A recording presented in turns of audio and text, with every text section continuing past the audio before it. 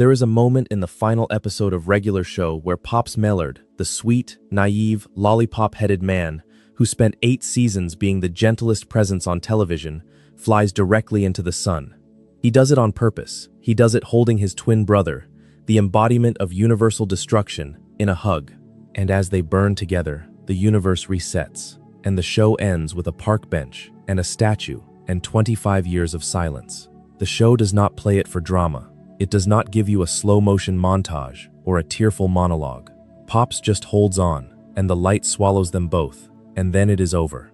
That is the ending of a cartoon that most people remember for a blue jay and a raccoon trying to set up chairs.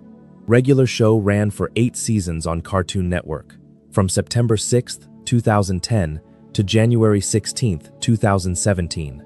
244 episodes. Created by J.G. Quintel, voiced largely by Quintel himself and by Sam Marin. Scored by Mark Mothersbaugh of Devo. Animated by hand on paper and then digitally composited. Outsourced to Seiram Animation in South Korea.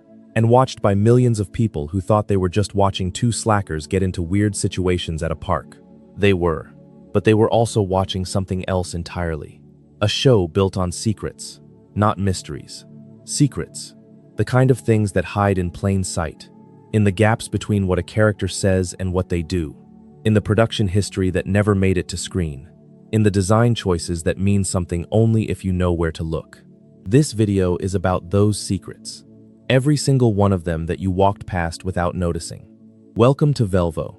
Get comfortable, settle in, turn the lights down low. This is going to be a long one, and that is exactly the point. And if you have not subscribed yet, it really does help us keep making these. Let us get into it. The first secret is the one that sits underneath the entire show, and most people have never heard of it. Regular Show did not begin as Regular Show. It began as a student film about 2 guys working at a gas station who eat candy laced with acid and hallucinate themselves into cartoon characters. That is not an exaggeration. That is not a joke. That is the literal origin of the show you watched on Cartoon Network at 7 o'clock on a Monday night. J.G. Quintel made a short film at the California Institute of the Arts called 2 in the AM PM. He submitted it to the Spike and Mike's Sick and Twisted Festival of Animation in 2007. The film depicts 2 slackers left alone to run a convenience store on Halloween night. They consume candy that has been laced with drugs. They begin hallucinating. And during those hallucinations, one of them transforms into a blue jay. The other transforms into a raccoon. Those hallucinations became Mordecai and Rigby. Think about what that actually means. Every episode of Regular Show, every supernatural escalation, every moment where a simple task spirals into cosmic chaos, is built on the foundation of a drug trip. The show never references this. It never winks at it. Cartoon Network certainly never promoted it. But the DNA is there in every single frame. The reason mundane situations in Regular Show always escalate into the surreal is not arbitrary. It is baked into the show's genetic code. 2 guys at a boring job. Reality warps around them. Things that should not be possible become possible. The show's entire premise is a cleaned-up, family-friendly version of a hallucination. And the fact that it works, that it became one of the most beloved animated shows of its generation, is the first and maybe the most important secret Regular Show ever kept. Quintel was not hiding this exactly. The information has always been available, but Cartoon Network never included it in any press material. It never appeared in any episode guide. The student film itself circulated online in low-quality uploads, and most fans who found it were surprised, because nothing about Regular Show's sunny, goofy exterior suggests that its roots are in psychedelic body horror.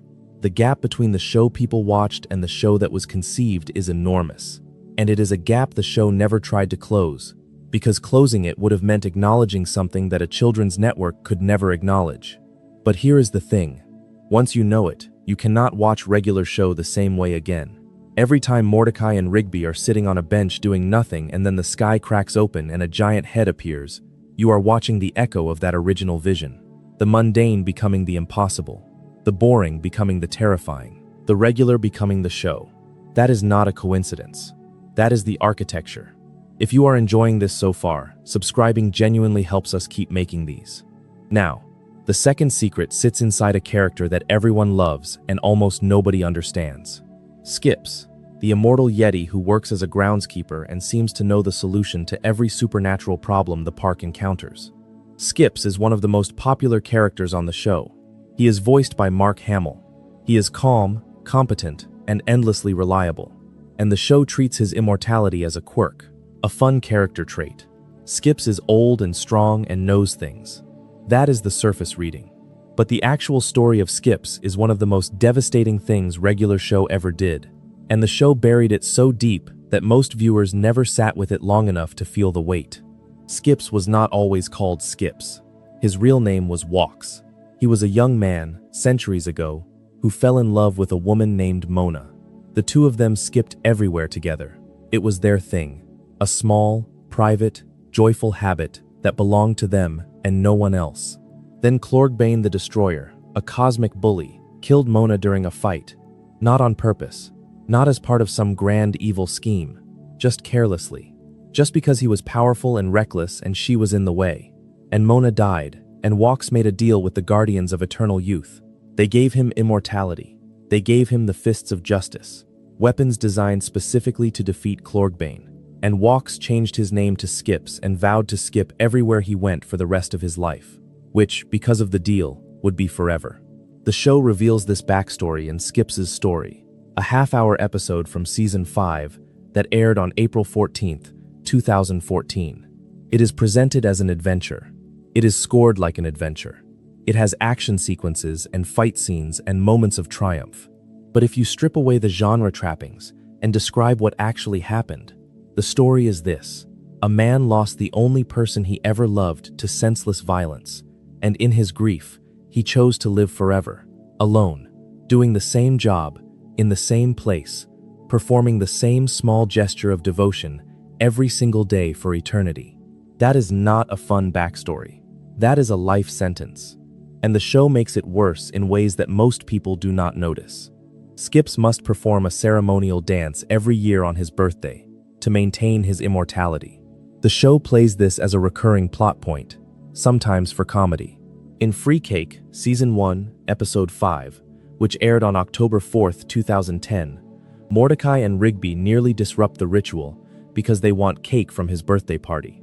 The episode is funny, it is light, but what it is actually depicting is two guys almost accidentally killing their coworker because they were too selfish to leave his grief ritual alone. The ceremonial dance is not a party trick. It is the mechanism by which Skips pays the price for surviving the death of the woman he loved. And the show never once frames it that way. It just lets it sit there, underneath the comedy, for anyone who cares to look. Think about Skips in the context of the full series. He works at the park, he fixes things, he has the answer to most problems. He never complains, he never asks for anything, he never leaves.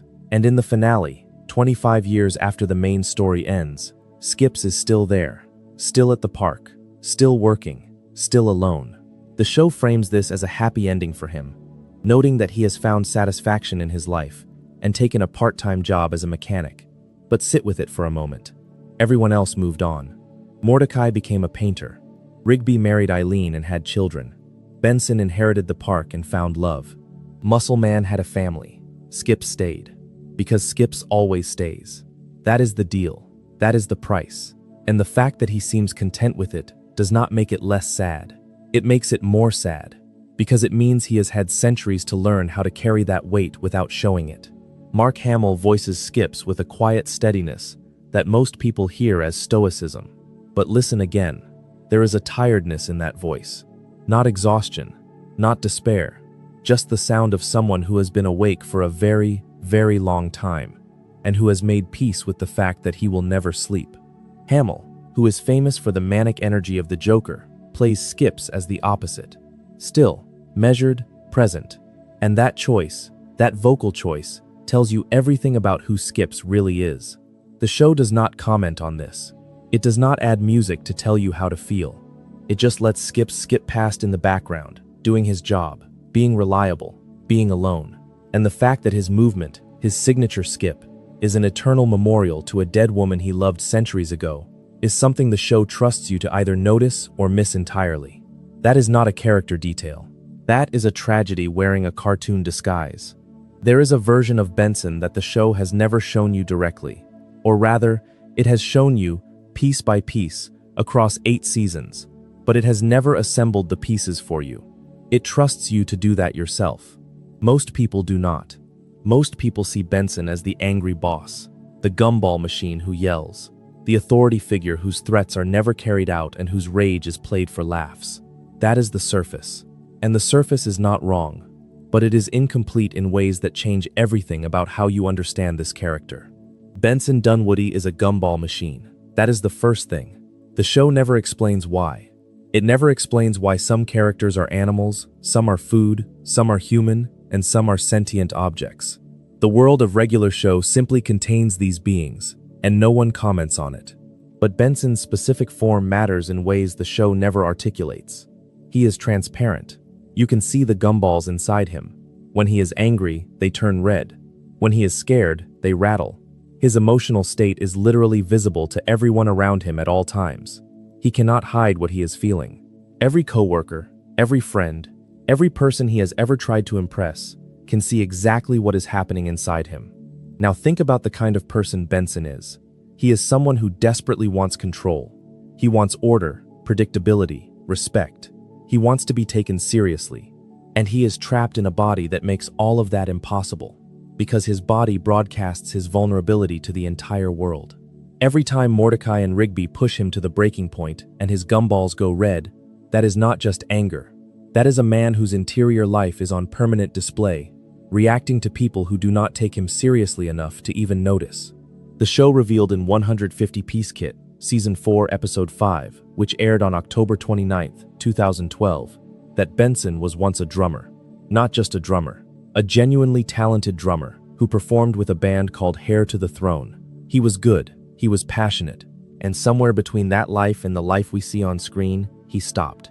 He became a park manager. He traded the drum kit for a clipboard. The show does not spend a lot of time explaining why, but the implication is clear. Benson gave up the thing he loved and settled for the thing he could control.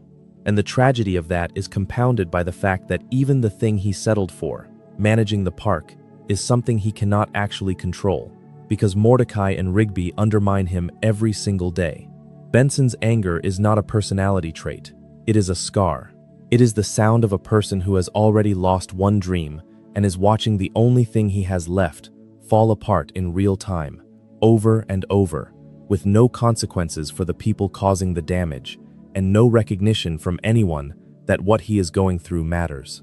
The show plays his rage for comedy, and it works as comedy, but underneath the comedy is a portrait of a middle manager who is drowning, and whose body will not even let him do it in private. In the series finale, Benson inherits the park from Mr. Mallard. He ends up with Pam, the dome scientist he met in Season 7. He gets a stable, quiet life, and the show frames this as a happy ending. But notice what it does not give him. It does not give him the drums. It does not give him the thing he loved. It gives him the thing he settled for, and it calls it enough. Whether that is a happy ending or a resigned one depends entirely on how you read Benson. And the show, characteristically, does not tell you which reading is correct. It just shows you a gumball machine standing in a park he now owns, smiling, with all his gumballs visible to anyone who cares to look inside. The secret of Rigby is that he is the only character in regular show who actually changes, and the show hides that change inside so much comedy that most people do not realize they are watching one of the most complete character arcs in Cartoon Network history. Rigby starts the series as a disaster. He is lazy, selfish, immature, and reckless. He lies constantly. He manipulates Mordecai. He starts fights he cannot win, and then complains about losing. He is 23 years old, has no education, no ambition, and no plan. And the show plays this for laughs, because Rigby is funny. William Salyers voices him with a nasally, manic energy that makes every bad decision entertaining. You enjoy watching Rigby fail, because the failure is always spectacular, and the consequences are always temporary. But there is a secret underneath Rigby that the show does not reveal until the movie, and once you know it, every single episode you have already watched reconfigures. Regular show. The movie premiered on August 14, 2015 at the Downtown Independent Theater in Los Angeles, before airing on Cartoon Network on November 25, 2015. The plot involves time travel, a villain named Mr. Ross, and the usual escalation. But the core of the movie is a revelation. Rigby never went to college. Not because he could not get in, because he did get in and lied about it. Mordecai was accepted to college university. Rigby was also accepted. But Rigby, terrified of failure, terrified of being compared to Mordecai and coming up short, fabricated a rejection letter to hide the truth. He told Mordecai that he did not get in, and Mordecai, unwilling to leave his best friend behind, chose not to go either. This needs to be stated plainly. Rigby's insecurity cost Mordecai his education. It cost both of them their futures. And Rigby kept the secret for years, letting Mordecai believe that the rejection was real, letting the two of them settle into dead-end jobs at the park, all because Rigby was too afraid to try and fail. Now go back and watch every episode where Rigby is lazy, every episode where he avoids work, every episode where he refuses to put in effort or take responsibility. That is not just immaturity. That is a person who has organized his entire life around avoiding the possibility of failure. Because the one-time failure felt possible, he burned down both their futures rather than face it. Rigby does not slack off because he does not care. He slacks off because caring means trying, and trying means risking the discovery that he is not good enough. His laziness is a defense mechanism, and the show embeds that defense mechanism into hundreds of episodes of comedy before it ever tells you what it is defending against. The show then does something remarkable. It lets Rigby grow. Not all at once, not in a single dramatic episode, slowly, across seasons, in ways that are easy to miss if you are not paying attention. Rigby starts dating Eileen, the quiet, intelligent mole who works at the coffee shop. He initially ignores her. He is dismissive, sometimes cruel. She is patient, and she sees something in him that he does not see in himself. And gradually, episode by episode, he lets her in. By Dumped at the Altar in season 6, Rigby reveals that they have been dating for 3 months, and the casualness of the revelation is the point. It is not a dramatic declaration. It is a fact about his life that he mentions in passing, because for the first time, Rigby is not performing. He is just living. And then comes season 7. Rigby goes back to school. He secretly attends high school classes, ashamed of the fact that he dropped out and determined to finish what he started. In The Eileen Plan, season 7, episode 14, which aired on November 13, 2015, Eileen discovers what he has been doing, and instead of mocking him or being surprised, she supports him. She has always known who he could be. She was just waiting for him to figure it out. Rigby's Graduation Day Special, the season 7 finale, aired on June 30th, 2016. Rigby graduates from high school. He writes a speech. He does it in front of everyone, and the show plays it straight. No irony, no last-minute disaster that turns it into a joke. Rigby, the character who spent 6 seasons running from every challenge, stands up in front of a crowd and finishes something he started. That is the arc. From a person so afraid of failure that he sabotaged his best friend's future, to a person who goes back to school at 20-something and graduates. From a person who could not face his own inadequacy, to a person who marries Eileen, has children, builds a life. The show does not make a speech about this. It does not have a character say, "Look how far Rigby has come." It just shows you who he was at the beginning and who he is at the end, and the distance between those two people is the story. That is not a small thing. In a medium where character development is often lip service, where cartoon characters reset to their default at the end of every episode, Rigby's arc is real. It costs him something. It takes time, and it lands because the show had the patience to let it happen slowly enough that you barely notice it is happening at all. Mordecai's secret is different from Rigby's, and in some ways, it is harder to look at. Rigby's arc is about growth. Mordecai's arc is about the thing that prevents growth, and the show never resolves it, because some things do not get resolved. They just get lived with. Mordecai is the character the audience is supposed to identify with. He is the reasonable one, the nice one, the one who tries to do the right thing. He is a blue jay who works at a park, drinks coffee, plays video games, and pines after a robin named Margaret, who works at the local coffee shop. For the first 4 seasons of the show, Mordecai's romantic pursuit of Margaret is the closest thing regular show has to a traditional narrative throughline. He likes her. She might like him. He is too nervous to make a move. The audience roots for him. And then the show does something that most children's cartoons would never do. It lets the relationship happen, and then it lets it fail. Stake Me Amadeus, Season 4, Episode 37, aired on August 12, 2013. Mordecai asks Margaret to be his girlfriend. She says no, not because she does not like him, because she got accepted to her dream college and is leaving. She chooses her future over him. And the show plays this as a genuine emotional moment. No cosmic rescue, no supernatural intervention, just a person choosing their own life over a relationship, and the other person having to accept it. This should have been Mordecai's moment of growth. Margaret leaving could have been the thing that pushed him forward, the way Rigby's movie revelation pushed him toward change. But the show knows Mordecai better than that. Mordecai does not grow from heartbreak. He spirals. Season 5 introduces CJ, a cloud woman who is funny, athletic, and genuinely interested in Mordecai. She is a good match for him. The audience likes her, and Mordecai, characteristically, cannot commit. He likes CJ. He dates CJ, but he cannot stop thinking about Margaret. And when Margaret comes back, everything falls apart. Merry Christmas, Mordecai. Season 6, Episode 10, is where the show stops protecting Mordecai from himself. Margaret returns. Mordecai kisses her in front of CJ, and the resulting mess is not played for comedy. CJ is hurt, legitimately hurt. And Mordecai's response is not to fight for either relationship. It is to freeze, to do nothing, to wait for the problem to resolve itself, which it does not. The show spends the rest of Season 6 in the wreckage of Mordecai's indecision. Dumped at the altar, the Season 6 finale makes it explicit. At Muscle Man's wedding, Margaret shows up, and the Mordecai, CJ, and Margaret triangle reaches its breaking point.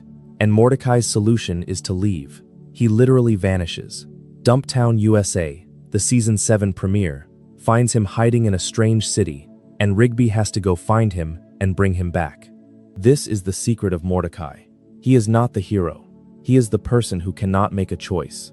Not because he does not care, because he cares too much about being liked, about not hurting anyone, about maintaining the version of himself that other people see as the nice guy. And that inability to choose, that refusal to risk being the bad guy, makes him the bad guy. He hurts both Margaret and CJ, not through cruelty, through passivity, through the specific kind of cowardice that lets you convince yourself you are being kind when you are actually just being afraid. And the show does not fix this. In the finale, 25 years later, Mordecai is a painter. He is married to a Batwoman named Steph, who has never appeared in the show before. He has children. He runs into Margaret and CJ at an art show, and they all seem fine. They all seem to have moved on. And the show presents this as a resolution. But notice what it actually did. It did not let Mordecai end up with either of the women the audience spent years watching him agonize over. It gave him someone new, someone who comes with no history, no baggage, no guilt. That is not growth. That is starting over. And while starting over is a valid life choice, the show's decision to skip it entirely, to never show how Mordecai got from paralyzed indecision to a stable marriage with a stranger, tells you something important about how the writers understood this character. They knew that showing Mordecai learn to commit would ring false, so they just showed the result and let the audience fill in the gap. J.G. Quintel voices Mordecai, and in interviews, he has been candid about the character being partially autobiographical. Quintel described himself as naturally easygoing, someone who does not yell in real life. Mordecai has that same energy, that same reluctance to create conflict, and the show understands that this quality, which looks like kindness on the surface, can be its own form of selfishness. Mordecai does not yell. He does not fight. He does not make demands. And people get hurt anyway, because silence is its own kind of cruelty, when what the situation requires is honesty. That is Mordecai's secret. He is not the hero who gets the girl. He is the guy who was too afraid to choose, and the show loved him enough to be honest about it. There is a secret hiding inside the most celebrated episode regular show ever produced, and it is not the secret you expect. Eggscellent is Season 3, Episode 17. It aired on February 27, 2012. It won the Primetime Emmy Award for Outstanding Short-Format Animated Program. It was watched by over 2 million viewers. It was written and storyboarded by J.G. Quintel himself. And it is, on its surface, an episode about eating a big omelet. Rigby enters a food challenge at a local restaurant. The challenge is to eat a comically enormous omelet within a time limit. If he succeeds, he wins a trucker hat. A hat, that is the stakes, a piece of headwear. But Rigby has a severe egg allergy that nobody, including Rigby, seems to have taken seriously, and eating the omelet puts him in a coma, an actual, medical, life-threatening coma, in a restaurant, over a hat. Mordecai then has to complete the challenge himself to win the hat for Rigby, who is unconscious in a hospital bed. And the episode becomes something that a 22-minute animated show about a blue jay and a raccoon has no business being. A story about what you owe the people you love, even when what they want is stupid, even when the reason they are suffering is their own fault, even when the stakes are so small that any rational person would walk away. The secret of Eggscellent is not its quality, which is undeniable, or its Emmy, which is deserved. The secret is what it reveals about the show's understanding of friendship. Mordecai does not complete the challenge because it matters. He completes it because Rigby wanted it. That is the entire reason. His best friend wanted a hat, and his best friend almost died trying to get it, and so Mordecai is going to get the hat. Not because the hat has value, because Rigby has value. And the gap between the worthlessness of the object and the depth of the effort Mordecai puts into obtaining it is where the episode's power lives. The show does not explain this. It does not have Mordecai give a speech about friendship.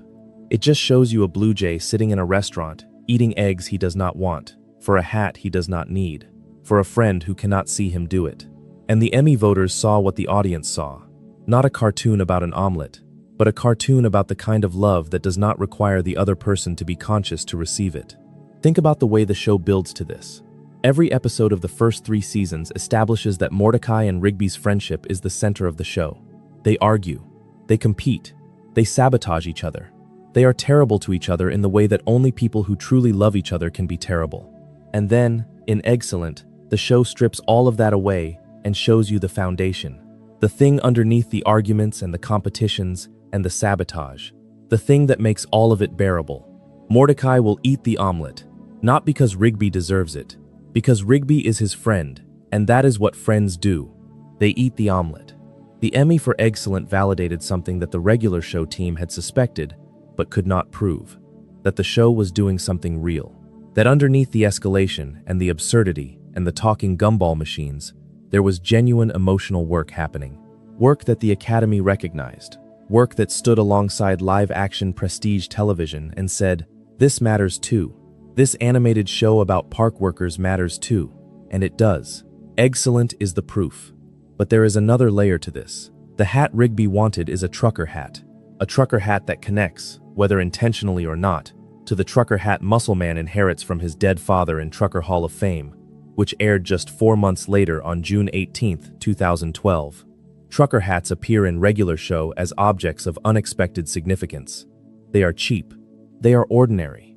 They are the kind of thing you buy at a gas station and lose within a week. And the show, in 2 different episodes, makes them sacred, makes them the thing people fight for, grieve over, nearly die for. Because the show understands that the value of an object is not in the object. It is in what the object represents, and a trucker hat can represent a friend's love, or a father's memory, or the simple, stubborn refusal to let something small be treated as something small. That is what regular show does better than almost any other animated show. It takes small things and treats them with the seriousness they deserve. Not the seriousness of a drama, the seriousness of a life. The seriousness of someone who knows that the small things are the big things, that the hat is never just a hat, that the omelet is never just an omelet. And the Emmy voters saw it, and now you see it. And that is the secret of Eggscellent. There is a scene in its time, Season 2, Episode 2, which aired on January 3, 2011, that most people remember as a funny time travel episode and then move past. But this episode contains one of the darkest moments regular show ever produced, and the show buries it so deep in comedy that you can watch it a dozen times without registering what actually happens. The premise is that Mordecai becomes jealous when Rigby starts getting attention from Margaret. Mordecai's jealousy escalates until he obtains a set of magical time travel clocks. He uses them. He manipulates time. He tries to undo the moments where Rigby impressed Margaret and replace them with moments where he, Mordecai, looks better. This is played as farce, as slapstick, as the kind of petty, ego-driven competition that fuels dozens of regular show episodes. But at one point in the episode, Mordecai pushes Rigby off a microwave, and Rigby falls into a time vortex and dies. Mordecai kills Rigby, his best friend, over jealousy, over Margaret, over the need to be the one who impresses the girl. The show does not linger on this. It reverses it. Time travel fixes everything, the way it always does. By the end of the episode, Rigby is fine, Margaret is fine, everything is fine. But the moment happened. Mordecai, the nice one, the reasonable one, the protagonist, killed his best friend because his ego could not handle being outshone. And the show moved on as if it did not happen. This is the plain statement technique applied to its most disturbing effect. Remove the comedy, remove the time travel, remove the cartoon framing. What happened is, a man killed his best friend out of jealousy over a woman. That is not a sitcom plot. That is a crime. And the show puts it in the second episode of the second season, establishes that its protagonist is capable of lethal selfishness, and then never addresses it again. Is it a joke? Yes. Is it canon? Technically no, because the timeline resets. But is it a window into who Mordecai really is underneath the nice guy exterior? Absolutely. The show is telling you, 11 months into its run, that Mordecai's need to be liked, his need to be the center of attention, his need to win the girl, is not harmless. It is destructive. It is the thing that will eventually destroy his relationship with CJ, and his relationship with Margaret, and his relationship with himself. And the show tells you this in season 2. In a joke, in a moment that lasts less than 10 seconds, and then waits 4 years for the consequences to arrive. That is not a throwaway gag. That is foreshadowing disguised as comedy. And the fact that nobody noticed is the most regular show thing imaginable. There is a secret about the Terror Tales of the Park episodes that the show maintained across 6 seasons, and it reveals something fundamental about how the writers understood their audience. The Terror Tales episodes are regular show's annual Halloween specials. They are anthology episodes, framed by the characters telling scary stories to each other, and they appeared every season from season 3 through season 8. Each one contains multiple short horror stories, each told by a different character, each operating in its own contained reality. The secret is that the Terror Tales episodes are the show's confession booth. They are where regular show says the things it cannot say in regular episodes. The horror framing gives the writers permission to be darker, stranger, more violent, and more emotionally honest than the show's usual tone allows. Because they are stories within stories, because they are explicitly fiction even within the show's fictional universe, the writers can push further than they normally would. Terror Tales of the Park, the first one, Season 3, Episode 4, aired on October 10, 2011. It includes stories about possessed dolls, haunted vehicles, and dark magic. These are not regular show plots dressed up in Halloween costumes. They are genuine horror stories told with regular show characters, and they access a register of fear and dread that the main show rarely touches. The characters in the Terror Tales die, not temporarily, not with a cosmic loophole. They die, and they stay dead, because the stories end and the frame narrative moves on. The show uses this format to explore its characters' deepest fears, and those fears are revealing.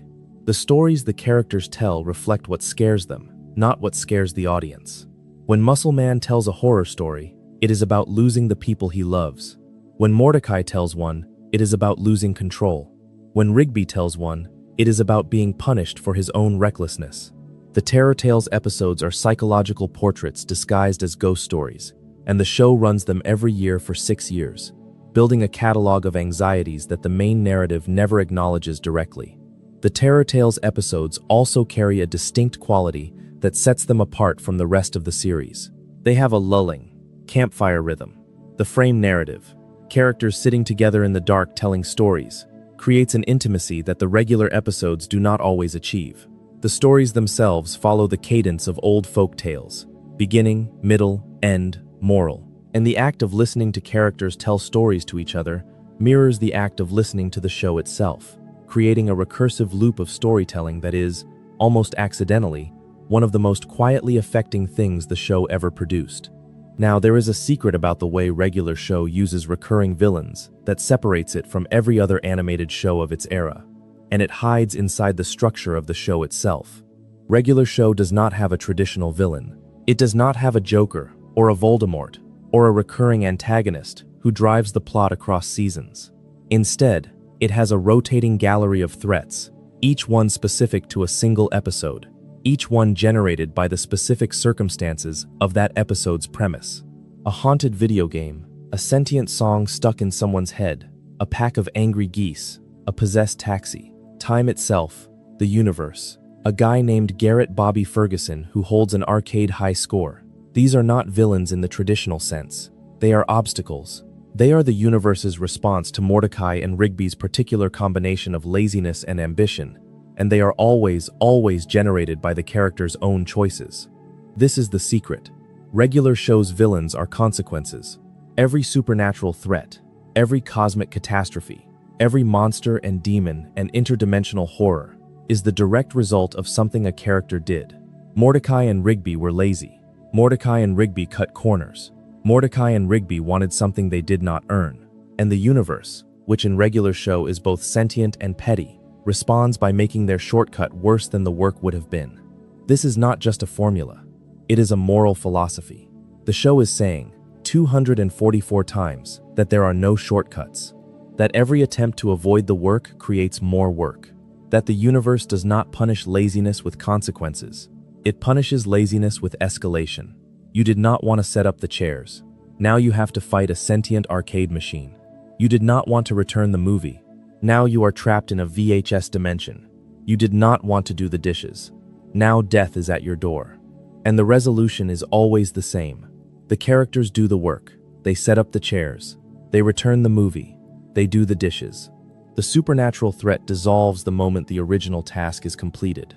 The universe was never trying to destroy them. It was trying to teach them.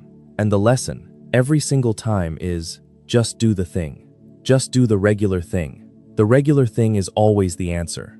Exit 9B, the Season 4 premiere that aired on October 1st, 2012, and drew over 3 million viewers, one of the highest viewership numbers the show ever achieved, is the one episode that breaks this pattern. It brings back every villain from the first 3 seasons simultaneously. Every consequence, every monster, every escalation, all at once. And it frames this as an existential threat to the park itself. The episode works because it inverts the formula. Instead of the characters creating the problem comes to them. Instead of the villain being a consequence, the villain is a deliberate attack. And the characters, for the first time, have to defend the park not because they caused the chaos, but because the chaos came looking for them. This inversion matters because it establishes something the show had been hinting at for 3 seasons. The park matters.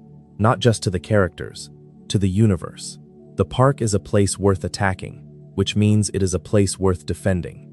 And the fact that one of the show's highest-rated episodes is the one where the characters stop being lazy and start being heroes, the one where they choose to protect the thing they have spent 3 seasons taking for granted, tells you something about what the audience wanted from these characters all along. Not more laziness, not more shortcuts. Growth, the willingness to fight for the thing that matters. Over 3 million people watch 2 animated slackers choose to be heroes. That is not a small thing. There is a scene in Trucker Hall of Fame that most people remember as a Muscle Man episode and then move past. It is Season 3, Episode 30, and it aired on June 18, 2012. The premise is straightforward enough by regular show standards. Muscle Man's father has died, and his last wish was for his ashes to be spread at the Trucker Hall of Fame. Muscle Man, along with Mordecai and Rigby, sets out on a road trip to fulfill that wish. And if you are watching casually, it plays like a typical Muscle Man adventure. Gross humor, surprising sincerity, a supernatural climax. Standard. But this episode does something that regular show almost never does. It sits with grief. Not for a moment, not for a single scene, for the entire episode. Muscle Man, whose real name is Mitch Sorenstein, is a character defined almost entirely by 2 things: his "my mom" jokes and his relationship with Starla. He is loud, he is crude, he takes off his shirt at every opportunity. He is the least likely character on the show to carry an emotional episode, and the writers knew that, and they gave him one anyway. The secret of Muscle Man is that his obnoxiousness is a shell.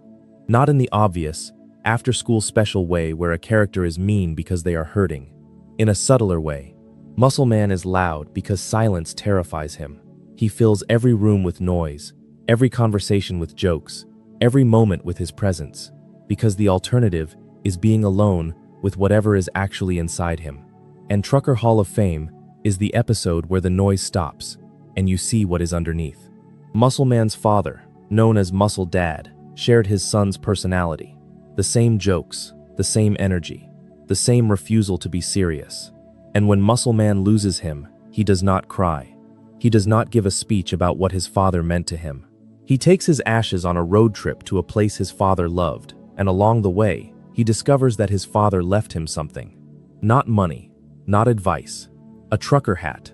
A stupid, ordinary trucker hat that his father wore, and that Muscle Man puts on, and that he does not take off.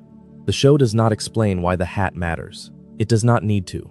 The hat is the last physical connection to a man who is gone, and Muscle Man puts it on because wearing it is the closest he can get to being near his father again. That is the whole story. A loud, crude, green-skinned man wearing a dead man's hat because it is all he has left, and the show trusts that to be enough. What makes this episode remarkable is what it reveals about every Muscle Man episode that came before it. Every "my mom" joke, every obnoxious outburst, every time Muscle Man inserted himself into a situation where he was not wanted, you were watching a person who learned how to be a person from a father who operated exactly the same way. Muscle Man is not annoying because he lacks self-awareness. He is annoying because that is what love looked like in his family. That is how his father communicated. That is how his father showed affection. And when his father dies, Muscle Man does not change, because changing would mean letting go of the last piece of his father that still lives inside him. The show goes further. Muscle Man's relationship with Starla, which is played for grotesque comedy throughout the series, is actually one of the most stable and healthy relationships on the show. They argue. They are physically affectionate in ways that disgust everyone around them. They are, by any conventional standard, an unpleasant couple to be near. But they love each other completely, without reservation, without pretense. Starla knows exactly who Muscle Man is and wants him anyway. He knows exactly who she is and wants her anyway. There is no indecision, no love triangles, no fear of commitment. Just two people who found each other and held on. Compare that to Mordecai. Mordecai, the protagonist, the character the audience identifies with, spends 6 seasons unable to choose between two women and ends up with neither. Muscle Man, the joke character, the gross one, the one nobody takes seriously, marries Starla in Dumped at the Altar, the season 6 finale that aired on June 25, 2015, and in the 25-year flash forward, they are still together, with children, and they are happy. Not complicated happy, not bittersweet happy, just happy. The show gives its simplest character its simplest ending, and that simplicity is itself a statement about what the show values. Not complexity, not tortured introspection, connection, the willingness to choose someone and mean it. Muscle Man's secret is that he was never the joke. He was the answer. The show surrounded him with characters who could not commit, could not choose, could not say what they meant, and Muscle Man, from the very beginning, could do all three. He just did it loudly and crudely and while taking off his shirt, so nobody noticed that he was the most emotionally functional person in the park. That is the gap. What the audience sees when they look at Muscle Man versus what is actually there. And the distance between those two things is one of the show's most carefully maintained secrets. And there is a further layer to Muscle Man that lives inside his most annoying habit, the "my mom" jokes. Muscle Man tells these constantly. They are, as the show itself acknowledges, botched attempts at "yo mama" jokes. He says "my mom" instead of "your mom," turning an insult into a self-deprecating confession. Every single "my mom" joke is, structurally, Muscle Man making fun of himself, of his own mother, of his own family. And nobody in the show finds them funny, except High Five Ghost, who laughs every time with genuine, uncomplicated delight. Think about what that means. Muscle Man's signature trait is a joke that nobody appreciates. He tells it anyway, every time, without modification, without adapting to his audience, without ever stopping to consider that maybe he should tell different jokes. And the reason he does not stop is the same reason he wears his father's hat, because the jokes are his father's jokes. Muscle Dad told the same jokes, the same rhythm, the same punchline structure. The "my mom" jokes are not Muscle Man being annoying. They are Muscle Man keeping his father alive, one terrible joke at a time. After Muscle Dad dies in Trucker Hall of Fame, The my mom jokes continue. Of course they do. They were always a memorial. They were always a way of saying, this is where I come from. This is who made me. This is the voice I hear when I hear myself speak. The jokes are not funny. They were never supposed to be funny. They are supposed to be said, repeated, maintained, like Skip's skip, like Pop's butterscotch, like the ceremonial dance on the birthday. The characters of regular show are all, in their own ways, performing rituals of devotion to the things and people they have lost. And the show, by framing these rituals as comedy, protects them from sentimentality. You laugh at the my mom joke. You do not realize you are watching a man honor his dead father. And the show is fine with that. The show does not need you to notice. It just needs the joke to be told. Again, and again, and again. Every episode, forever. That is maybe the saddest and most beautiful secret regular show ever kept. Its most annoying running gag is actually a prayer. Now, there is a secret about the park itself that changes the way you understand every single episode of regular show, and it is hidden inside a character that most fans forgot existed within a season of his departure. Thomas, the intern, the quiet goat who showed up in season 4, said very little, got bullied by Muscle Man, and faded into the background so thoroughly that his absence was barely noticed. Except Thomas was not Thomas. His real name was Nikolai, and he was a Russian spy. The Real Thomas is season 6, episode 8. It aired on November 20th, 2014. It is a half-hour episode, and it begins with Rigby, of all people, suspecting that something is wrong with the quiet intern. Rigby notices inconsistencies. Rigby investigates, and Rigby discovers that Thomas, the boring, forgettable goat, has been a covert operative for a Russian intelligence organization this entire time. Let that sit for a second. Every episode Thomas appeared in, every scene where he stood in the background while the other characters had their adventures, every moment where Muscle Man mocked him and he just took it.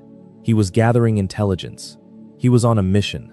The most invisible character on the show was invisible on purpose, and the show retroactively transforms every scene he was in, from forgettable background action into active espionage. The episode reveals that fellow Russian operatives have arrived to carry out the final phase of their mission, to physically relocate the park to Russia. Not metaphorically, not digitally. They intend to pick up the entire park and move it. And here is where the show does something genuinely surprising. Thomas, or Nikolai, discovers that the plan will actually destroy the park, and he turns against his own people. Not because he has had a change of heart about espionage, not because he has become patriotic, because the park, despite being his assignment, despite being the place where nobody respected him and everyone forgot he existed, had become his home. The people who ignored him had become his friends without either side realizing it. The show does not sentimentalize this. Thomas saves the park, reveals his identity, and then disappears. He goes into hiding. He shows up again in Guys Night 2, Season 7, Episode 22, but always in disguise, always on the margins.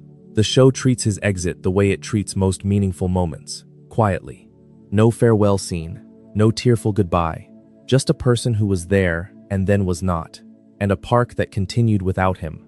But the real secret of the Thomas storyline is not the spy reveal, it is what the spy reveal tells you about the park. Think about it. A Russian intelligence organization considered this park important enough to place a long-term covert operative inside it. Why? It is a park. It has a house, some grass, a snack bar, and a group of employees who spend most of their time playing video games and arguing about who has to rake the leaves. What could possibly be worth spying on? The answer, which the show never states directly but which the entire series supports, is that the park is a nexus of supernatural activity. Portals open there. Demons are summoned there. Time travel originates there. Death itself visits regularly. The Guardians of Eternal Youth interact with the park's employees. An interdimensional being named Gary uses the park as an access point. The park is not just a park. It is a location of extraordinary metaphysical significance, and every organization in the show's universe, from Russian intelligence to the forces of cosmic evil, knows it. The show never explains why the park is like this. It never gives you a lore dump about ley lines or dimensional weak points, but the evidence is overwhelming. Virtually every supernatural event in the show either originates at the park or is drawn to it. And the employees, Mordecai and Rigby and Benson and Skips and all the rest either do not notice or do not care. They treat the constant supernatural chaos as an annoyance, the way normal people treat traffic. And that casual acceptance, that refusal to be impressed by the impossible, is itself a secret the show is telling you about these characters. They are not normal people. They cannot be. Normal people do not shrug off encounters with death. Normal people do not forget that their intern was a foreign spy within a week. Normal people do not watch their boss get possessed by a demon and then go back to raking leaves. The park employees are, whether they know it or not, the guardians of one of the most supernaturally active locations in their world. They protect it, not through vigilance or heroism, but through sheer stubborn ordinariness. They keep showing up. They keep doing their jobs. They keep refusing to be impressed. And that refusal, that insistence on treating the extraordinary as regular, is what keeps the park stable. It is what keeps reality from coming apart at the seams. That is what the show is about. Not two slackers avoiding work. Two slackers whose very ordinariness is the thing that holds the universe together. And the show never tells you this. It just shows it to you, episode after episode, for 8 seasons, and waits for you to notice. If this kind of deep dive is your thing, subscribing helps us keep making them. There is a specific kind of loneliness that comes from being the only person in the room who understands what is happening. And Pops Maillard lived inside that loneliness for the entire series without anyone, including the audience, fully realizing it. Pops is the character that regular show used as its moral compass, its comic relief, and its emotional anchor, often simultaneously. He is an anthropomorphic lollipop who dresses like a Victorian gentleman, speaks with the cadence of a man from another century, and carries butterscotch candies in his wallet because he genuinely believes they are money. He is kind beyond reason. He is naive beyond belief. He laughs at things that are not funny, and cries at things that are not sad, and treats every person he meets with a warmth so sincere that it feels like a performance, except it is not a performance. It is just who he is. The surface reading of Pops is that he is the show's innocent, the sweet, sheltered man-child who provides contrast to the cynicism and chaos around him. And for most of the series, that reading holds. Pops is funny because he does not understand the world. Pops is endearing because his kindness is uncomplicated. Pops is safe, except Pops is not safe. Pops is the most dangerous being in the regular show universe, and the show hides this fact for 7 seasons before revealing it in the 8th. Pops is Megacranus, a god, a being of unimaginable power who was born with abilities that dwarf anything else in the show's cosmology. He has a twin brother, Anti-Pops, whose real name is Malum Cranus, and the two of them have been locked in a cycle of combat since the beginning of time. Every time they fight, the universe is destroyed and reset. Every iteration of reality exists between their battles.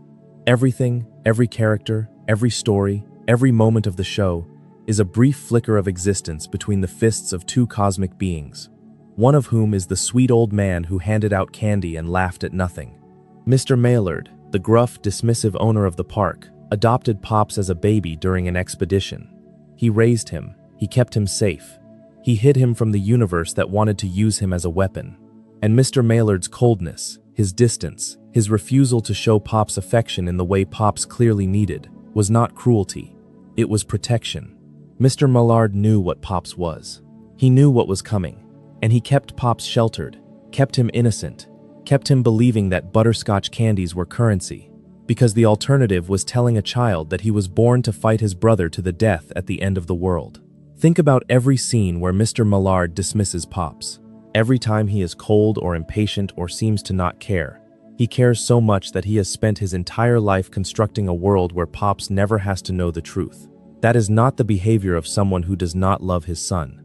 That is the behavior of someone who loves his son so much that he will be hated by him rather than let him suffer. The show reveals this gradually across season 8, which aired from September 26, 2016 to January 16, 2017. The park crew has been launched into space. Pops begins having nightmares. A creature called Anti-Pops appears. And slowly, episode by episode, the truth emerges.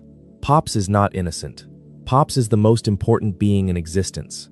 And his innocence, the thing that made him lovable, the thing that made him Pops, was a shell built by a father who knew that innocence was the only thing standing between his son and the weight of universal destiny. The finale, a regular epic final battle, which aired on January 16, 2017, runs 33 minutes. It is the longest episode the show ever produced, and in it, Pops does something that none of his previous incarnations ever did. Instead of fighting anti-Pops, instead of continuing the cycle of violence that has destroyed and remade the universe countless times, Pops hugs him. He wraps his arms around his twin brother, the embodiment of destruction, and he holds on, and they fly into the sun together, and they die together, and the cycle breaks. Well over 1 million people watched that finale, and most of them probably understood what happened on a plot level. Pops sacrificed himself. The universe was saved. The good guy won. But the secret of the finale is what Pops' sacrifice actually means when you understand his character. Pops won by being Pops, not by being Mega Cranus, not by using his cosmic powers, by being the sweet, naive, impossibly kind person that Mr. Maillard raised him to be. The innocence was not a weakness. It was not a disguise. It was the weapon. The only thing powerful enough to break an eternal cycle of violence was a hug from a person who did not know how to be anything other than gentle. Mr. Mallard's protection, his coldness, his desperate gamble to keep Pops sheltered from the truth, paid off in the most literal possible way. The man he raised was kind enough to end the universe's longest war with an embrace. That is the secret of Pops. Every laugh that seemed too easy, every kindness that seemed too simple, every moment where he seemed disconnected from reality. He was not disconnected. He was the most connected being alive. He was the one person in the universe whose response to annihilation was love, and that response, that impossibly naive, childlike response, was the only correct answer. The show does not explain this through dialogue. It does not have a character stand up and deliver a thesis about the power of kindness. It just shows you Pops hugging his brother, and the sun, and the light, and then 25 years of life that exists because one person chose not to fight. The simplest gesture in the world, from the simplest character in the show, saving everything. And then the show ends with a statue of Pops in the park, and the characters gathered around it, older now, changed by time, and you realize that every episode you ever watched, every stupid adventure, every escalation, every time Mordecai and Rigby broke something and someone had to fix it, all of it happened inside the space that Pops' sacrifice created. All of it was borrowed time. And the fact that they spent that borrowed time arguing about chairs and playing video games and eating burritos is not a waste. It is the point. That is what Pops died for. Not grand purpose, not cosmic significance. Tuesday afternoons, coffee runs, arguments about nothing, the ordinary, the regular show. Now the show's title is itself a secret, and one that sits in plain sight for 244 episodes. Regular show is not a description, it is a thesis. The show is arguing, from its first episode to its last, that the regular is the point. That ordinary life, with all its boredom and frustration and repetition, is the thing worth fighting for, worth dying for, worth living forever for. In Skip's case, the supernatural chaos is never the point. It is the obstacle, the thing that gets in the way of the regular. And every episode ends the same way, with the chaos resolved and the characters back where they started, at the park, doing nothing, being together. The title is ironic on the surface. Nothing about the show is regular. Every episode escalates into the absurd, but the irony is itself a disguise. The show is exactly what it says it is, a show about regular life. A show about the spaces between the explosions. A show about Tuesday. And the secret hiding inside the title is this. J.G. Quintel created a show whose entire structure is an argument against spectacle. Every episode begins with something ordinary, something so mundane it could happen to anyone, and then it escalates into something extraordinary, something impossible, something that in any other show would be the point. But in regular show, the extraordinary is never the point. The extraordinary is the complication. The resolution is always a return to the ordinary. The characters do not grow from the chaos. They survive it. They outlast it. And then they go back to the bench, and the coffee, and the argument about whose turn it is to mow the lawn. That structure, repeated 244 times, is not a formula. It is a philosophy. The show is saying, over and over, in every possible way, that the mundane is sacred, that the boring stuff, the stuff that happens between the adventures, is the stuff that matters, and that any show, any life, any universe that forgets this is missing the point. Quintel was 27 when Regular Show premiered. He had grown up in Hanford, California, a place he described as kind of flat, with not a ton to do. He and his friends spent their time finding ways to entertain themselves, turning nothing into something, making the boring bearable. That is exactly what Mordecai and Rigby do. That is exactly what the show does. And the fact that Quintel built an 8-season, 244-episode argument for the value of boredom, and that millions of people watched it and loved it, and did not realize they were being told that their own boring lives were worth celebrating, is perhaps the biggest secret of all. There is a version of Regular Show that exists only in the spaces between episodes, and it is darker than anything the show ever put on screen. Consider the following facts, stated plainly, without the show's comedic framing. A gumball machine with anger issues manages a park where his employees regularly encounter death, demons, and cosmic threats, and nobody ever offers him counseling or support. An immortal Yeti works alongside people who will age and die while he remains unchanged, and nobody ever asks him how that feels. A man-child with godlike powers is kept ignorant of his own nature by an adoptive father who lies to him for his entire life. A raccoon sabotages his best friend's future out of insecurity and hides it for years. A blue jay hurts 2 women through cowardice and faces no consequences. An intern turns out to be a foreign spy, and after his cover is blown, he has to live the rest of his life in hiding, separated from the only friends he ever made. None of these are played as tragedies on the show. They are played as comedy, as adventure, as the background radiation of a cartoon about talking animals working at a park. But they are tragedies, every single one of them. And the show's genius, if that word can be used without vague praise, is that it trusts the audience to feel the weight without being told to feel it. The comedy does not diminish the tragedy. It coexists with it, the same way laughter and grief coexist in real life, occupying the same moment, the same breath, the same person.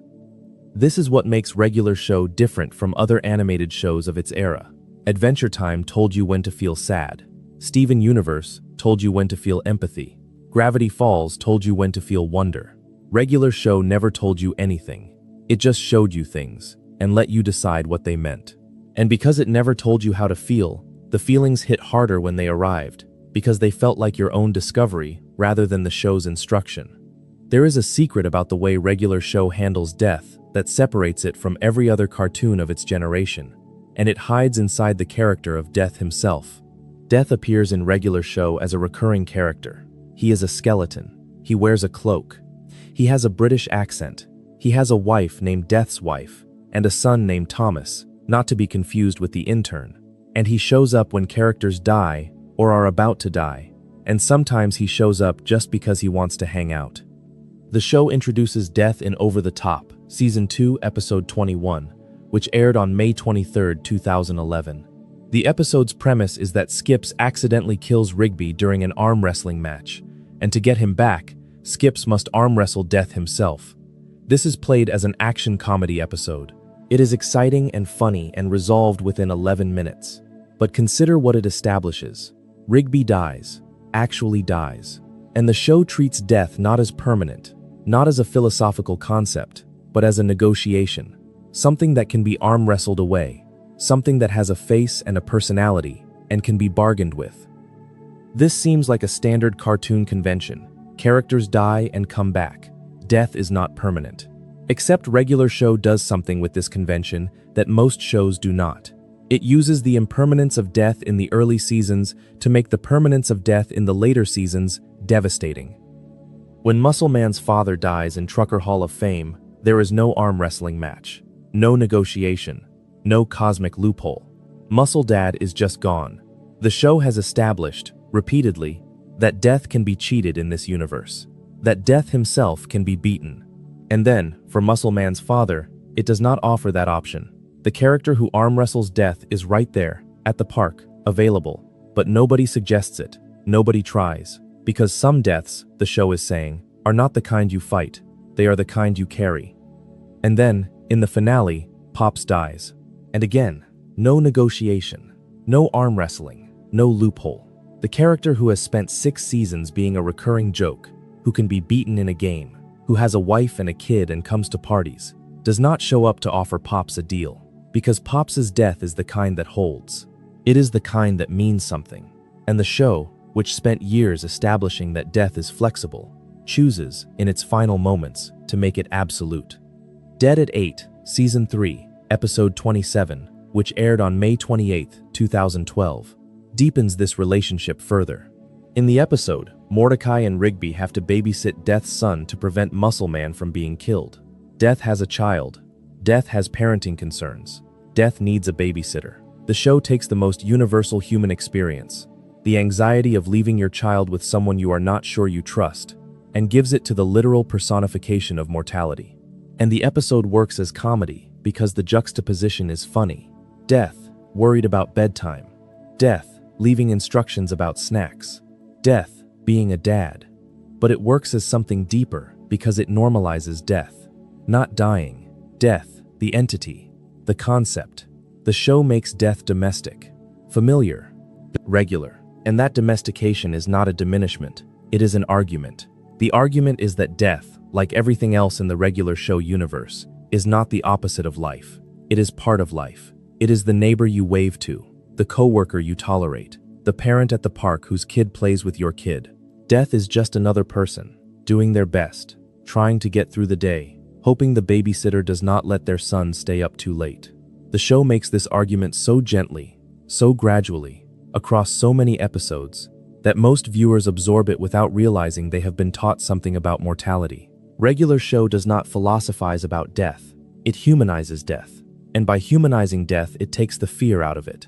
Not the sadness, the fear. Death in regular show is not scary. He is just death. He has a job. He does it. He goes home. He worries about his kid. That is the most comforting depiction of mortality in the history of children's television. And it is hiding inside a show about 2 guys who do not want to mow a lawn. That is a narrative choice of extraordinary precision. The show built a world where death is a character, where dying is temporary, where the cosmic order is negotiable, and then, at the exact moments when permanence would mean the most, it made death real. It made death the thing that cannot be bargained with, cannot be wrestled, cannot be undone. And because you spent seasons believing that death was just another obstacle, the permanence hits you like a wall. You expected a loophole. The show gave you a funeral. Mr. Mellard dies too, off-screen, in the time skip. Benson inherits the park because Mr. Mellard is gone. The show does not show you his death. It does not dramatize it. It just mentions it, in passing, as a fact about the world 25 years later. And that casualness, that refusal to perform grief for the audience, is itself a statement about how the show understands death. Death is not a scene. It is the space after the scene. It is the empty chair. The inherited park, the statue where a person used to be. Regular show's relationship with death is the most sophisticated thing about it. The show's understanding of mortality is not anxious. It is not afraid. It acknowledges that death is real and permanent and unavoidable. And then it goes back to the bench. It goes back to the coffee. It goes back to Tuesday. And that movement, from mortality to ordinariness, from the heaviest thing to the lightest thing, is perhaps the most honest thing the show ever achieved. It tells you, gently, repeatedly, that the regular continues, that the bench is still there. That Tuesday always comes. There is a production secret that changes how you hear every single episode of regular show, and most fans have no idea it exists. Mark Mothersbaugh, the co-founder of Devo, the man who wrote Whip It, scored the entire series. Every single musical cue, every synth sting, every moment of tension or release. The sonic landscape of regular show, which most people process unconsciously, was crafted by one of the most inventive musicians of the late 20th century. Mothersbaugh's score for regular show is not incidental music. It is character work. Listen to the way the music shifts when a scene transitions from comedy to sincerity. There is no dramatic orchestral swell. There is a subtle change in texture, a softening of the synthesizer, a shift from angular to round. The music does not tell you how to feel. It changes the temperature of the room. It creates an atmosphere so gradually that you do not notice the shift until you are already inside it. This is a deliberate choice. Quintel and Mothersbaugh understood that regular show's emotional moments work precisely because they arrive without announcement. A scene that starts with Mordecai and Rigby arguing about pizza can end with a quiet, genuine moment of vulnerability. And the music's job is not to signal the transition, but to smooth it, to make the shift feel natural, to prevent the audience from putting up their guard because they have been warned that a serious moment is coming. The result is a show that moves between tones with a fluidity that most animated series cannot match. Regular show can be absurd and heartfelt in the same scene, sometimes in the same sentence, because the music creates a space where both registers coexist without contradiction. Mothersbaugh's score is the invisible architecture that holds the show's emotional range together, and the fact that most viewers never consciously notice it is the highest compliment you can pay a composer. Each episode of regular show took approximately 9 months to complete, from concept to final delivery. Quintel directed a crew of about 35 people at Cartoon Network Studios in Burbank, California, with animation outsourced to Serom Animation in South Korea. The process was traditional, hand-drawn on paper, then digitally composited. In an era when most animated shows were transitioning to fully digital production, regular show maintained a hand-drawn feel that gave it a warmth and looseness that distinguished it from its peers. That warmth is itself a secret. The slightly rough edges of the animation, the way characters move with just a touch of imprecision, the way backgrounds feel sketched rather than rendered, all of this creates a visual texture that matches the show's thematic concerns. Regular show looks handmade because it is handmade. It looks imperfect because it is imperfect. And that imperfection, that deliberate refusal to be slick, is part of what makes the show feel intimate. You are not watching a product. You are watching something someone made, with their hands, over 9 months, because they cared about it. There is a secret about Don, Rigby's brother, that the show uses to illuminate the deepest wound in Rigby's psychology, and it does it in a single 11-minute episode that most fans remember as comedy and nothing more.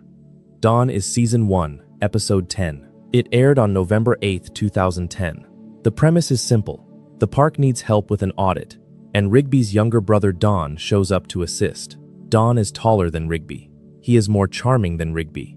He is more competent than Rigby. He is better than Rigby at everything, and everyone immediately loves him. Mordecai loves him. Benson loves him. Skips loves him.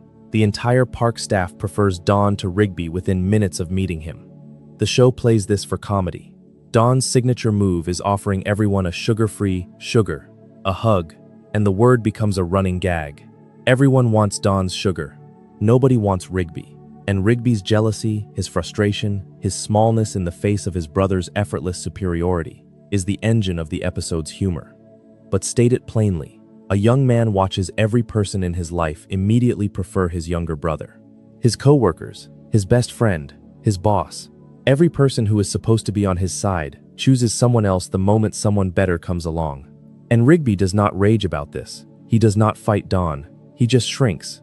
He gets quieter. He gets smaller. He retreats into the one thing he knows how to do, which is sulk. And the show frames this as Rigby, being petty, being immature. Except it is not immaturity. It is a person confirming the thing they have always suspected about themselves, that they are replaceable, that the only reason anyone keeps them around is a lack of better options.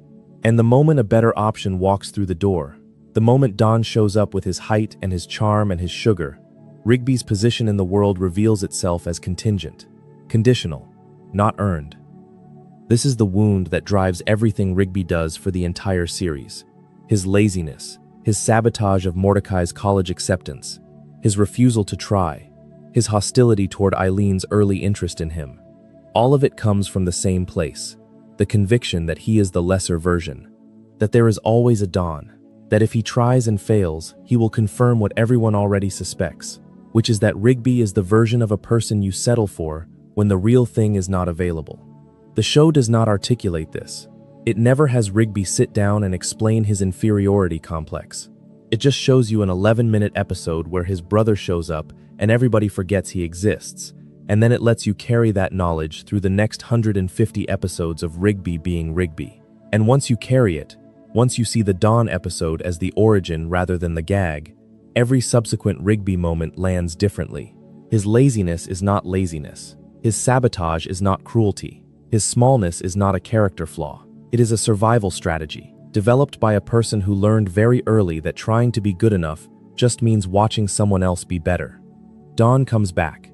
The brothers reconcile. Rigby eventually learns that Don admires him, that Don's confidence hides its own insecurities. The show resolves the surface tension, but it never resolves the wound, because wounds like that do not resolve in a single episode. They take years. They take Eileen. They take going back to school, and graduating, and building a life that proves, finally, conclusively, that Rigby is not the lesser version of anything. He is just Rigby. And Rigby, it turns out, is enough. That is a 7-season character arc that begins in an 11-minute episode about a hug. There is a secret about prank callers, Season 1, Episode 9, which aired on November 1st, 2010, that reveals how regular show embeds real emotional stakes inside its most absurd premises. The episode's plot is simple. Mordecai and Rigby discover an old phone and start making prank calls. Their prank calling goes too far, and they are sent back in time to 1982. 1982, the year is not random. It is the year that the show's entire aesthetic heart lives in. And when Mordecai and Rigby arrive in the past, they find themselves in the world that regular show has been nostalgic for since its first frame. The arcades are alive. The music is loud. The technology is analog. Everything is exactly the way the show's visual and sonic language has always suggested it should be. The secret of Prank Callers is that it is the show's first direct confession of its own nostalgia. The show is not just influenced by the 80s. It is homesick for the 80s. It sends its characters back in time not as punishment but as pilgrimage. And when they arrive, the world they find is warmer, louder, more alive than the present they left behind. The episode never states this explicitly. It never has a character say, "Things were better in the 80s." But the visual language does. The colors are brighter. The energy is higher. The world feels more real, which is a strange thing to say about an animated show set in a fictional past, but that is what the animation achieves. This connects to something larger about regular show's relationship with time. The show is set in the present but lives in the past. Its characters use modern technology, smartphones, the internet, social media, but the show's heart beats in a pre-digital rhythm. The conflicts that matter are analog conflicts. Two people talking, two people arguing, two people sitting on a bench. The digital world exists in regular show, but it is never where the important things happen. The important things happen face to face, in real time, without filters or screens or interfaces. Quintel grew up in Hanford, California, a small agricultural town, where, as he said, there was not a ton to do.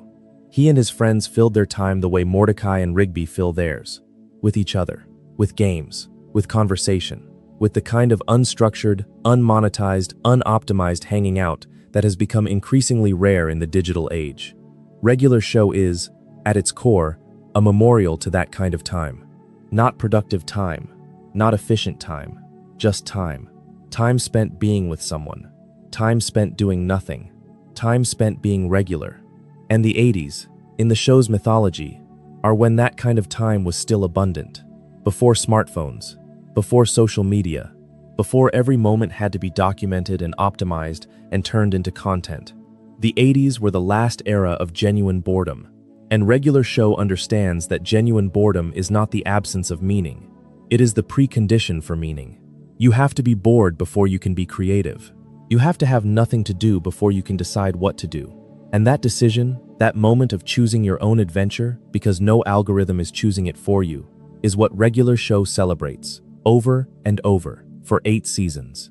The show mourns the loss of analog time, and it does it by creating analog time for its viewers. 11 minutes, no cliffhangers, no binge-watching incentives, no previously on recaps. Just 11 minutes of two friends doing something, and then it is over, and you can sit with it. Or you can watch another one, but the show does not pressure you either way. That is an analog rhythm in a digital medium. And it is, perhaps, the most subversive thing about regular show. Not its drug trip origins, not its cosmic mythology, its pacing, its refusal to be urgent, its insistence that 11 minutes is enough, that one episode is enough, that being regular is enough. There is a secret about the way regular show handles gender that almost nobody talks about. and it lives inside the show's approach to its female characters. Regular Show is, primarily, a show about men. Its main cast is almost entirely male. Its conflicts are male conflicts, workplace rivalry, male friendship, romantic inadequacy. The show exists in the tradition of buddy comedies, of slacker narratives, of stories about guys who need to grow up, and within that tradition, it handles its female characters with a care and specificity that is easy to overlook because the show does not announce it. Margaret is not a prize to be won. The show initially presents her as Mordecai's crush, as the object of his desire, as the girl at the coffee shop that the nice guy pines for. This is a deeply conventional setup. It is the setup of 1,000 rom-coms, 1,000 sitcoms, 1,000 stories where the woman exists as a destination for the man's journey. And Regular Show follows this setup for 4 seasons, letting the audience believe that Margaret is Mordecai's endgame, that the show's central romantic tension will resolve the way these things always resolve, with the nice guy getting the girl. And then Margaret says no. In Stake Me Amadeus, she says no because she got into her dream school. She chooses her education over a relationship. She chooses herself over Mordecai. And the show does not punish her for this. It does not frame her as cruel or selfish or unreasonable. It frames her choice as valid, as the right thing to do, as exactly what a person should do when they have to choose between their own future and someone else's feelings. That is not a small thing in 2013 when this episode aired. The nice guy gets the girl narrative was still dominant in mainstream entertainment. The idea that a woman could say no to a genuinely nice, well-meaning man and have the show support her decision was still somewhat radical, especially in animation, especially on Cartoon Network, especially in a show whose primary audience was young men and boys. Regular Show looked at its audience and said, "She does not owe him anything. Her life is not about him." And the audience, by and large, accepted it, because the show had spent 4 seasons making Margaret a full enough character that her choice made sense. CJ gets an even more interesting treatment. She is introduced as a replacement love interest, the new girl after Margaret leaves, and the show initially frames her that way. But CJ has edges that Margaret did not. She is competitive. She is insecure. She has a temper. She is, in the show's quiet way, a more complex character than Margaret, and the show rewards her complexity by giving her the dignity of justified anger. When Mordecai kisses Margaret in front of CJ at the Christmas party, CJ's response is not sadness, it is fury, and the show supports that fury. It does not ask the audience to sympathize with Mordecai's confusion or his inability to choose. It asks the audience to sit with CJ's pain, to understand that she has been treated badly, to recognize that Mordecai's passivity is not innocence, it is harm. And CJ has every right to be angry about it. The show's ultimate resolution of the love triangle, which is to dissolve it entirely and have Mordecai end up with neither woman, is the most honest thing it could have done. Not because Margaret and CJ were wrong for him, because he was wrong for them. Because the version of Mordecai that existed during those relationships was not capable of being a good partner, and the show knew it, and instead of forcing a fairy tale ending, it let the truth stand. Mordecai was not ready. He needed to grow up first.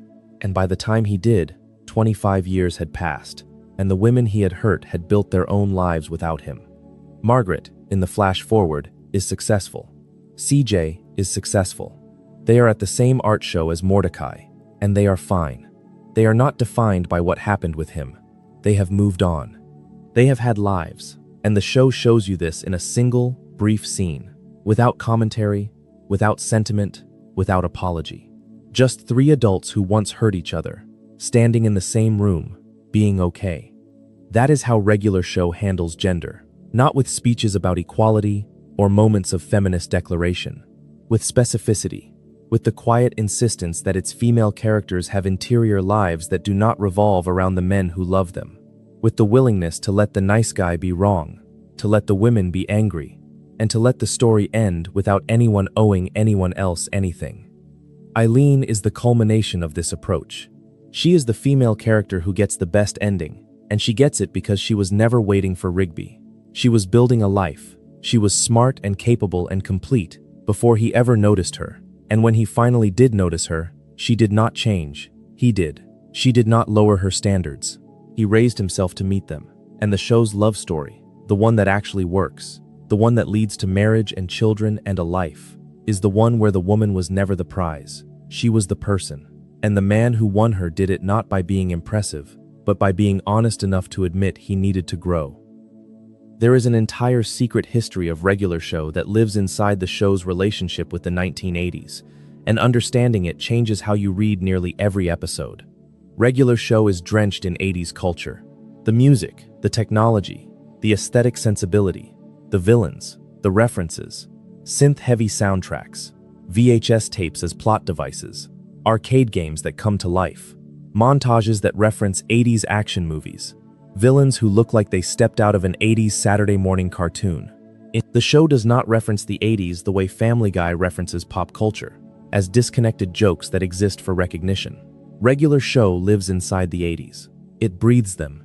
The 80s are the show's emotional native language. Quintel has been explicit about this. Growing up in Hanford, California, he was immersed in 80s culture, particularly 80s rock music and video games. He has cited the video game Toe Jam and Earl as a direct influence on Mordecai and Rigby, calling it the perfect platform for understanding those characters. The show's sensibility, two friends navigating a world that keeps throwing absurd obstacles at them while they just want to have a good time, is essentially a Toe Jam and Earl run translated into serialized television. But the 80s references are not just aesthetic, they are structural. Think about the show's escalation formula. Every episode starts with a mundane problem and escalates into something insane. That is the structure of an 80s action movie. Normal guy, impossible situation, over-the-top resolution, Die Hard, Commando, Big Trouble in Little China.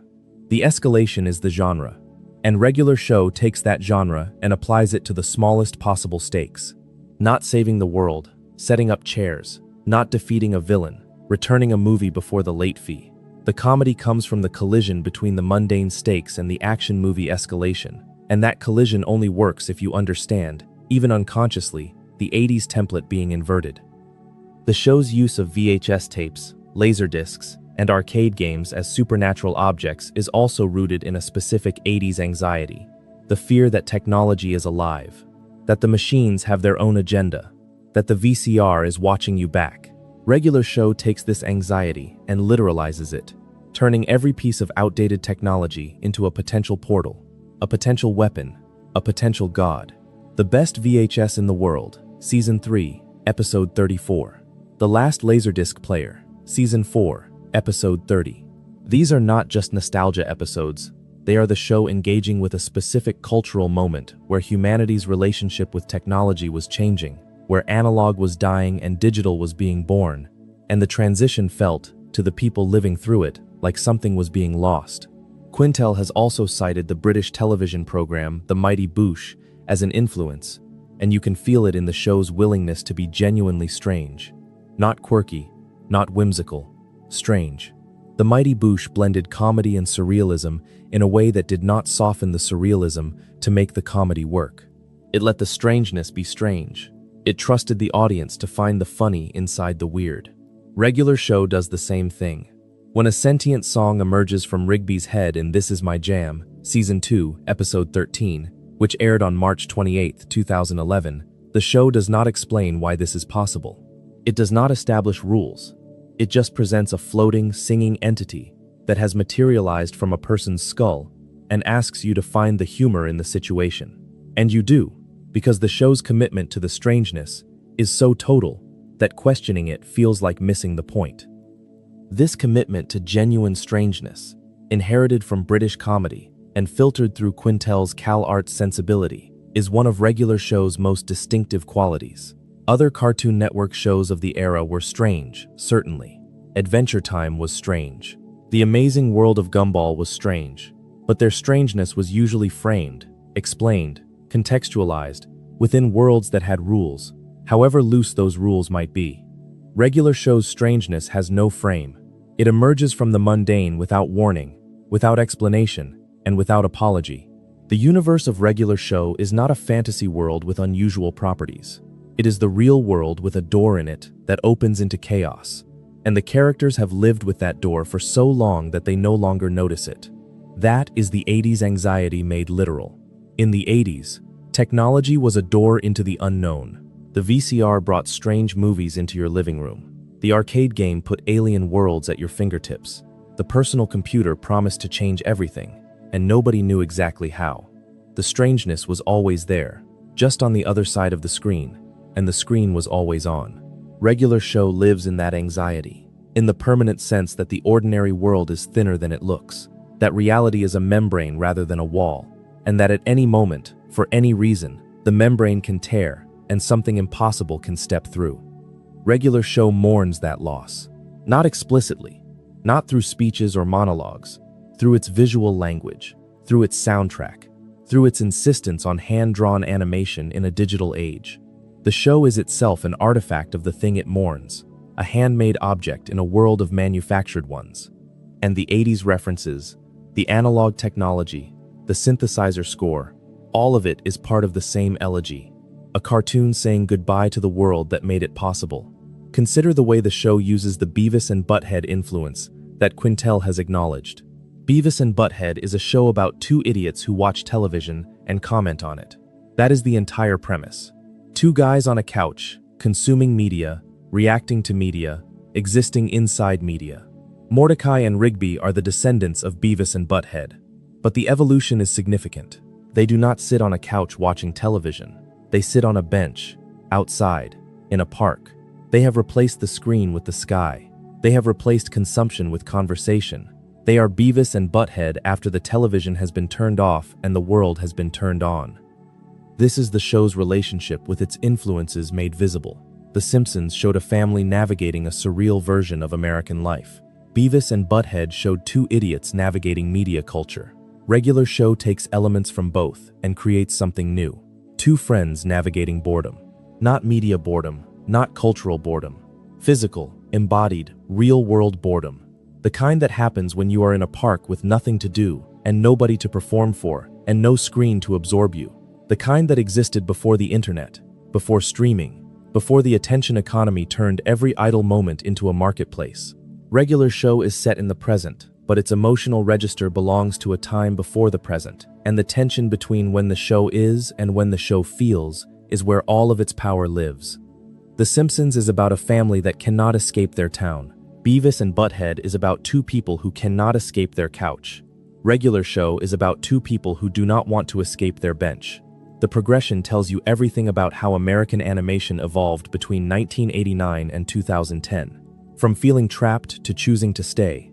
From ironic distance to genuine presence. From the couch to the bench. From the screen to the sky. There is a secret about Eileen that the show embeds so quietly into its narrative that most viewers never realize they are watching one of the most carefully constructed love stories in Cartoon Network history. Eileen is introduced as a mole who works at a coffee shop alongside Margaret. She has glasses. She is quiet. She is smart.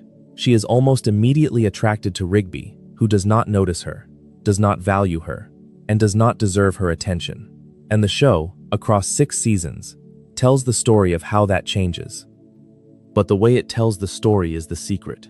Regular Show does not do love story episodes for Rigby and Eileen the way it does for Mordecai and Margaret or Mordecai and CJ. There are no grand romantic gestures, no dramatic confessions, no episodes built around the question of whether they will get together. Instead, the show embeds their relationship into the background of other stories. Eileen is there. She is always there. She helps. She participates. She is competent and brave and funny in a way that has nothing to do with Rigby. And Rigby, slowly, without any single transformative moment, starts noticing. In One Pull-Up, Season 4, Episode 8, which aired on November 26, 2012, Eileen trains Rigby for a physical fitness test. The episode is about Rigby getting strong. But watch it again. Watch how Eileen interacts with him. She does not coddle him. She does not admire him. She pushes him. She believes he can do this. And her belief is not romantic. It is factual. She has assessed his capabilities and determined that he can succeed if he tries. That is not the behavior of someone who has a crush. That is the behavior of someone who sees the person behind the laziness and refuses to accept less than she knows he is capable of. The show repeats this dynamic dozens of times across dozens of episodes. Eileen sees Rigby clearly, not the Rigby he presents to the world, the lazy, sarcastic, disruptive raccoon who refuses to try.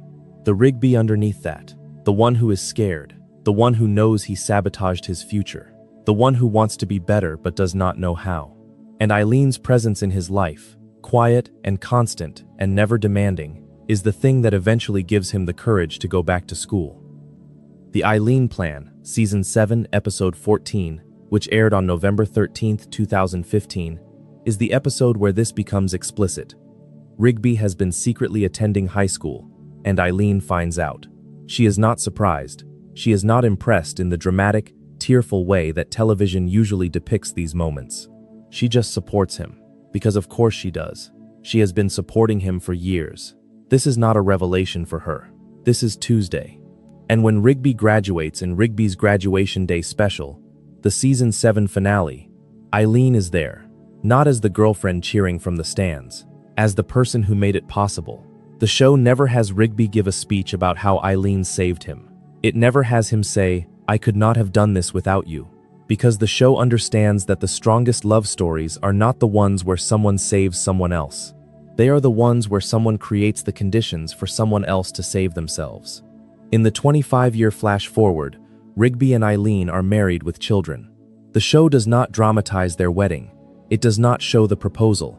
It just shows the result, a family, a life, built by two people who found each other slowly, without fireworks, without grand gestures, without any of the things that television tells you a love story requires. Rigby and Eileen's story is told in the margins, in the background, in the spaces between other stories, and that is what makes it the truest love story the show ever told. Compare it one more time to Mordecai. Mordecai's love stories are the ones the show foregrounds. They get whole episodes, whole arcs, whole seasons of dramatic tension, and they fail. All of them. Because Mordecai treats love as a performance, as something that requires grand gestures and dramatic moments, and the right words at the right time. Rigby treats love the way Eileen taught him, as showing up, as being there, as doing the small thing, the quiet thing, the thing nobody notices, over and over, until the accumulated weight of all those small things becomes a life. That is the show's final statement on love, and it is hidden inside its most overlooked relationship. The love story that works is not the one that gets the most screen time. It is the one that earns its ending by doing the work, day after day, without asking for recognition. That is Eileen. That is Rigby, eventually. And that is Regular Show, telling you one more time that the regular is the point. There is a secret hiding in the relationship between Benson and Mordecai and Rigby that the show never names, but that drives nearly every episode of the series. On the surface, it is a boss-employee conflict. Benson yells. Mordecai and Rigby slack off. Benson threatens to fire them. They are never fired. The cycle repeats. This is the show's most reliable comedic engine, and most viewers accept it at face value. The angry boss and the lazy employees. A cartoon workplace comedy with supernatural escalations. But the show is telling a different story, and it is telling it so quietly that you have to watch dozens of episodes before the pattern becomes visible. Benson is not their boss. Benson is their parent. And the show structures every interaction between them with the specific emotional dynamics of a parent who cannot let go and children who are not ready to be let go of. Consider the evidence. Benson threatens to fire Mordecai and Rigby in virtually every episode. He has been threatening to fire them since the pilot.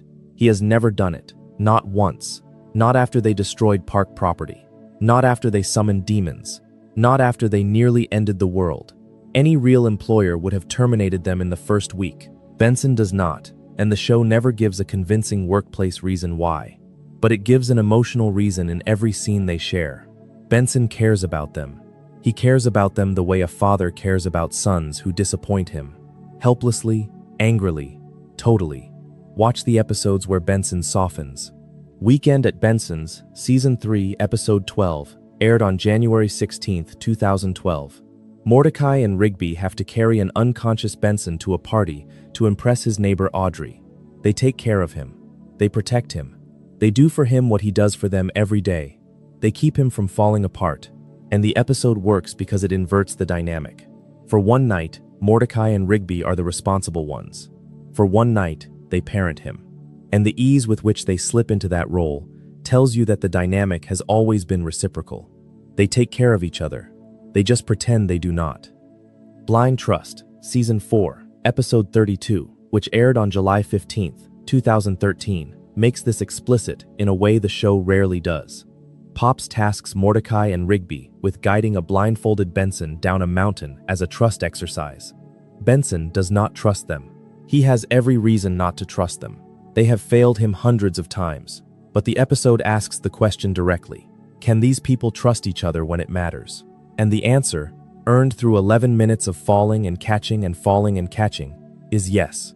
Not because they have proven themselves reliable, because the bond between them is stronger than reliability.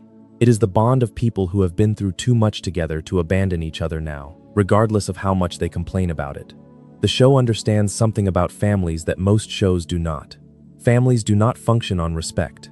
They function on familiarity, on the accumulated weight of shared experience, on the knowledge that this person who infuriates you, who disappoints you, who makes your life harder than it needs to be, is your person. And you cannot fire your person. You cannot walk away from your person. You can yell at them, you can threaten them, you can turn red and rattle and lose your composure in front of everyone. But you cannot leave, because leaving would mean admitting that the frustration is not the relationship. It is the texture of the relationship. And without it, you are alone. Benson, at the end of the series, owns the park. Mordecai and Rigby have left. They have grown up. They have moved on. And Benson is still there, standing in the park he inherited, the park where his family used to be. The show frames this as a happy ending, and maybe it is. But it is also the ending of a parent whose children grew up and moved away. The house is quieter now. The frustration is gone. And the absence of that frustration is its own kind of grief. Because the frustration meant they were still here. The frustration meant the family was still intact. That is the secret of Benson and Mordecai and Rigby. Not boss and employees. Father and sons. And the show, which is named Regular Show because it is about the regular things, understood that the most regular thing of all is a family that drives each other crazy and calls it love. There is a secret about the way Regular Show structures its cold opens that affects every single episode and that most viewers have never consciously noticed. Every episode of Regular Show begins the same way. Mordecai and Rigby are doing something mundane, playing a video game, sitting on the stairs, eating lunch, talking about nothing, and then Benson arrives, or a task is assigned, or a small problem emerges, and the mundane tips into the surreal. The cold opens are always, without exception, boring, on purpose. The show begins every episode by being as uninteresting as possible. Two guys, a bench, a conversation about sandwiches. The audience settles in. The energy is low. The stakes are non-existent. And then, incrementally, step by step, the stakes climb. And by the time the episode reaches its climax, the same two guys who were arguing about sandwiches are now fighting a sentient sandwich monster in an alternate dimension. The cold opens are not just a formula. They are a promise. Every episode promises the audience that it will start in the regular and end in the extraordinary. And the distance between the start and the end, the gap between the sandwich conversation and the sandwich monster, is the entire comedy of the show. The humor is not in the monster. The humor is in the fact that it started with a sandwich. But there is a deeper function to the cold opens that relates to the show's structural identity. The calm beginnings create a safe space. They tell the listener, nothing is happening yet, you can settle in. The voices are calm, the energy is low, and even if the episode escalates, even if the monster arrives, you have already been drawn into a state of ease by those first 2 or 3 minutes of nothing. The show's structure follows a natural rhythm, a slow entry, a gradual build, a peak of activity, and then a return to calm.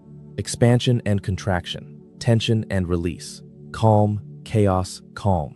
Regular, extraordinary, regular. J.G. Quintel designed this structure because it was funny, because the contrast between the mundane and the absurd was the joke. But the result is a show that breathes. You inhale with the cold open, you hold your breath with the escalation, you exhale with the resolution. And the cycle repeats, episode after episode, creating a rhythm that mirrors the most basic patterns of human experience. There is a secret about the way J.G. Quintel pitched Regular Show that tells you everything about why the show looks and feels the way it does. In 2008, Quintel walked into Cartoon Network with storyboards. Not a verbal pitch, not a PowerPoint presentation, not a sizzle reel. Storyboards. Hand-drawn images on paper. He later explained his reasoning. I do not think me verbally pitching such an odd concept would have made any sense.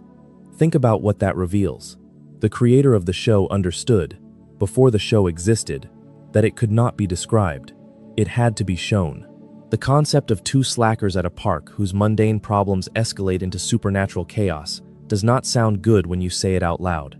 It sounds like a pitch that should not work, a show that should not exist, a premise that no rational network executive would greenlight. And Quintel knew this, so he did not try to explain it. He drew it. This is the founding principle of regular show. Not concept, but execution. Not what the show is about, but how the show feels. Quintel understood that the magic of regular show is not in its premise, which is simple, or its characters, which are archetypes, or its plots, which are formulaic. The magic is in the translation. The way a simple premise becomes a complex experience. The way an archetypal character becomes a specific person. The way a formulaic plot becomes a unique story. The magic is in the drawing, in the hand on the paper, in the 9 months of work by 35 people turning a storyboard into 11 minutes of animation. And that is why the show resonates the way it does. It is not a show that was designed in a boardroom. It is a show that was drawn by a person. You can feel the hand behind it. You can feel the specificity of someone who grew up in Hanford, California, who played Toe Jam and Earl, who listened to 80s rock, who went to CalArts, who made a student film about a drug trip at a gas station, who turned that film into something he could show children, who cared enough about the weird, small, specific feelings of being a young person with no direction to build an entire show around them. Regular show feels personal because it is personal.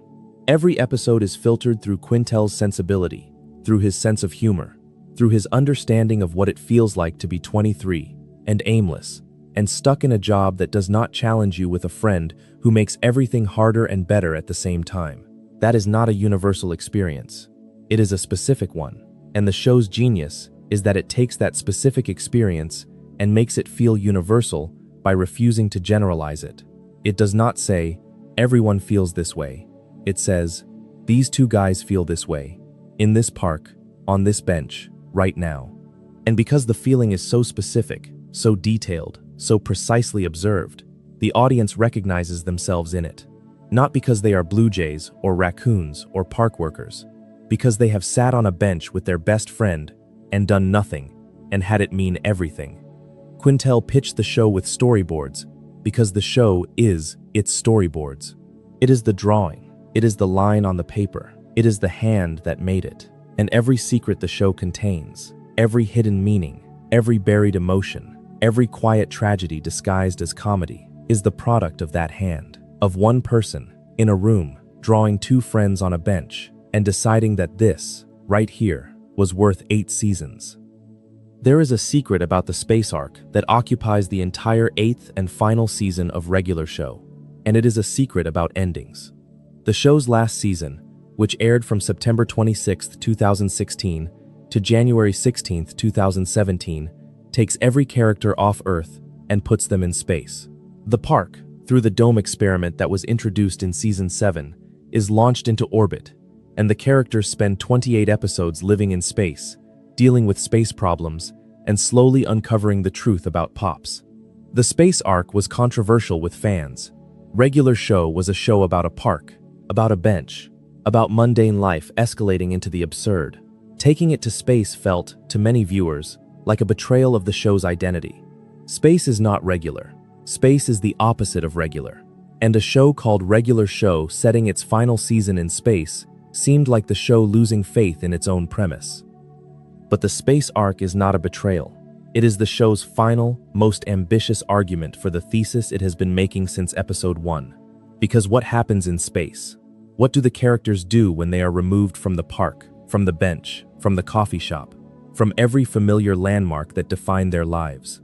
They recreate the regular. They play video games. They argue about chores. They have movie nights. They fall in love. They prank each other. They do exactly what they did on Earth. Because the regular is not a place. It is a practice. It is something you carry with you. It is the way you live, not where you live. The space arc proves that the park was never the point. The park was just the container. The point was the people inside it, and the way those people insisted on being ordinary even when the universe demanded that they be extraordinary. And space, the most extraordinary setting imaginable, cannot change them. They are still Mordecai and Rigby. They are still lazy and loyal and stupid and brave. They are still arguing about whose turn it is to do the dishes, even though the dishes are now space dishes in a space kitchen on a space station orbiting a distant planet. That is the secret of the space arc. It is not the show abandoning the regular. It is the show proving that the regular cannot be abandoned, that it follows you into space, that it follows you into battle, that it follows you to the end of the universe and back. The regular is not a setting, it is a choice. And these characters, who spent 7 seasons making that choice unconsciously, spend their 8th season making it deliberately, with full knowledge that the universe is at stake, that cosmic powers are converging, that the end of everything is approaching. And they still play video games. They still argue about nothing. They still sit together and do nothing, and have it mean everything. The show's final season is its most profound statement, not because of Pops' sacrifice, which is the dramatic climax, but because of Tuesday, which is the thematic climax. Because Tuesday still comes in space. Because the regular still wins, even at the end of the world. Because two friends on a bench, no matter where the bench is, no matter what is happening around them, are enough. We're always enough. We'll always be enough.